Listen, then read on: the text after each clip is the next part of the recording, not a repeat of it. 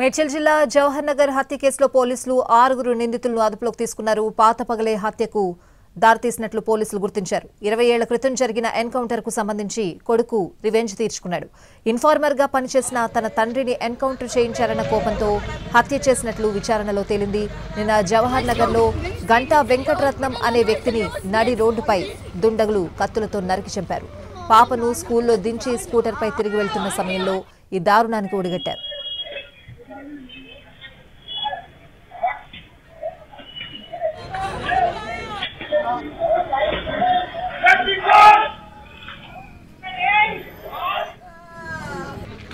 మేడ్చల్ జిల్లా జవహర్ నగర్ హత్య కేసులో పోలీసులు 6 నిందితులను అదుపులోకి తీసుకున్నారు.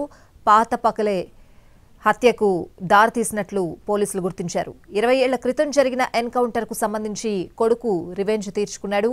ఇన్ఫార్మర్ గా పనిచేసిన తన తండ్రిని ఎన్కౌంటర్ చేయించారన్న కోపంతో హత్య చేసినట్లు విచారణలో తేలింది. నిన్న జవహర్ నగర్ లో గంటా వెంకటరత్నం అనే వ్యక్తిని నడి రోడ్డుపై దుండగులు కత్తులతో నరికి చంపారు.